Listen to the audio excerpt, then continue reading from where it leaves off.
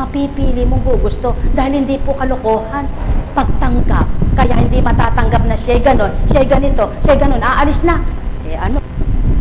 Buhay po ba ang Diyos? Hindi po ba? Pag tinamaan, ay pinatamaan na kayo ako niya po. Ito po ba ang Panginoon nagpapatama? Hindi po siya nagpapatama. Pag nagsalita po, totoo. Doon sa mga kaharap niya, sigurado may ganon. Buhay po ba ang Diyos? Kaya nga, nagalit nga yung mga ayaw makipagtotoo. Anong tulungan?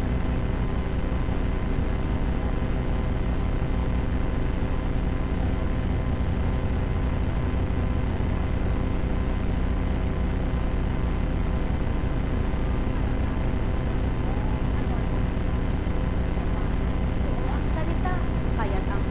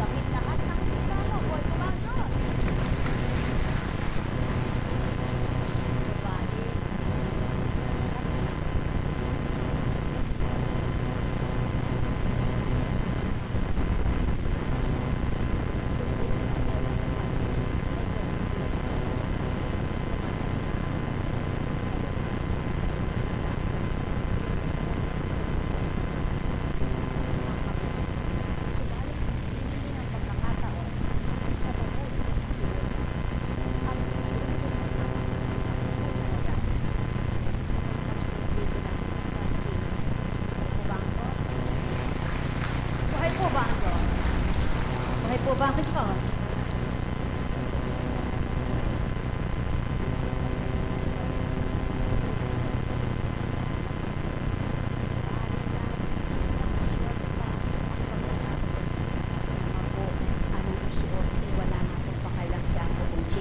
Kaya lang kung may respeto ka sa Panginoon, eh, dudulog ka ba sa Kanya ng nakapasexy? Huwag nangungunyong ka ba? Tinanggap mo hindi ba banal na katawan? Tapos enen ka mo. Sabi mo naman, inakit mo yung kapwa mo sa likuran. Eh, nakapagbagong buhay ka ba nun? Hindi ba't hindi? Nagkasala kang lalo. Hindi po ba? Kaya po, sana naman po yung mga kaigang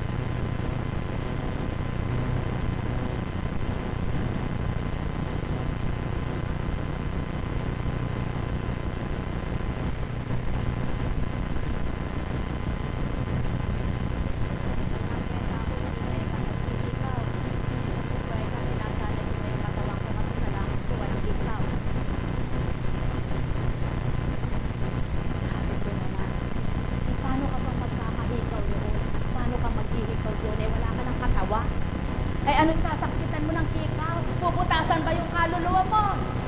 Buhay po ba ang Diyos? Kaya po siya po kung hindi nagbabawal ng kikaw.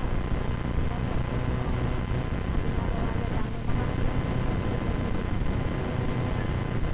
bakit? Nahig mo, hindi ka pala kontento sa isang lawit-lawit haba-haba. Ginawa mo pang tatlo. Lalaki ka pa. Ikaw, lalaki alitin. Eh ngayon, kung may ikaw ka man, bilang lalaki, dapat nagpapaalitin ka sa amang isa. Buhay po ba ang Diyos? Buhay po ba ang Diyos? Kaya po, pagtatanggol mo mga lagad ko. Siyempre po, mga lagad ko naman. Sabi ko, yes, magalangin ka doon.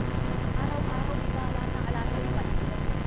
Para makita na ang mga anak ng Diyos ay tiginuguto. Buhay po ba ang Diyos? Buhay po ba ang Diyos? Eh kung naman pong hindi magsusot kahit ano, eh kawawa naman eh kaya mga alagad na ito. Walang mama. Buhay po ba ang Diyos? Sa totoo lang po, bakit pinakahay? Sapagkat wala silang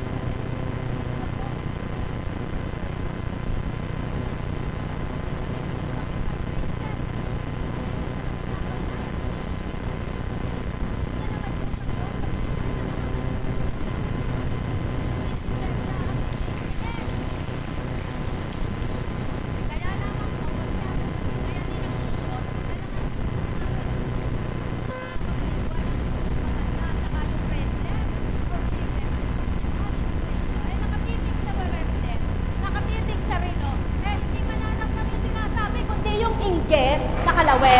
Buhay po ang Diyos! Buhay po ba ang Diyos? Magpakatotoo po tayo sa Diyos.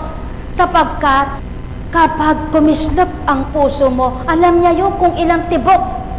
Kapag ka may barang puso mo, alam niya kung ilan ang guhit ng puso mo ng ugat na walang tibok. At kapag may nalaglag na buhok sa iyo, bilang niya kahit 3, 4, 10. Ikaw, alam mo ba kung ilan nalalaglag na buhok sa iyo araw-araw?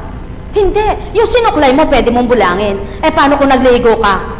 Kukunin mo at bibilangin mo isa-isa? Eh, kung nauna sa iyo, na naligo, at di mo natanggal ang buhok na naon.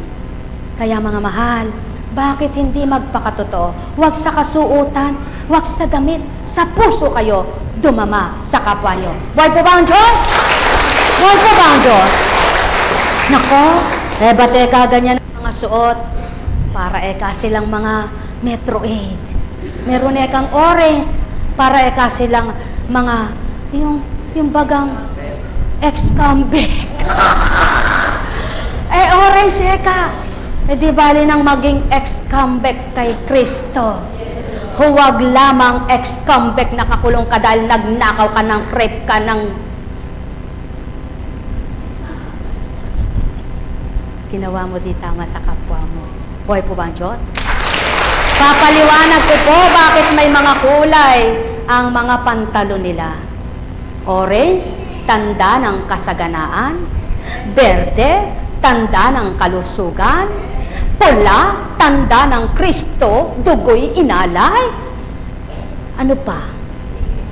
Pink, tanda ng pag-ibig. Lavender, tanda ng kabanalan. Yellow, tanda ng liwanag. Asul, tanda ng tagumpay. Ay po ba ang Diyos?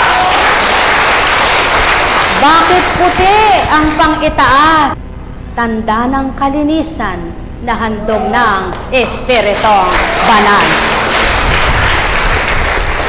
Aba, alangan naman pong bawat araw, ipaalala ko ito. Wala na po kaming ginawa kundi nagpaliwanag sa tao. Ano naman po pakialam namin kung anong isumbat at sabihin. Basta ang mahalaga, alam ni Kristo ang ginagawa sa bawat araw ng tao. Buhay po ba ang Diyos? Buhay po ba ang Diyos? Kaya lamang po, hinihingi ng pagkakataon sa araw na ito, sa oras na ito, kaya pinaliwanag sa inyo. Sapagkat tingnan mo si Isidora, pati pantalon at bracelet, magka-partner. Terno. Kaya nga, ganun pala po, Kunching. Kung sosyal ka ng unang hinirang ka, hindi pala babaguhin ang pagkasosyal mo. Kung ang pagkasosyal mo ay sa kasuotan, ngunit ang puso mo'y malinis at nabago, hindi bali. Sapagkat hindi ang isusulit mo sa Ama ay ang bracelet na suot mo, kundi ang isusulit mo at tutupad sa gampaning inata sa iyo ay ang puso mo. Buhay po ba?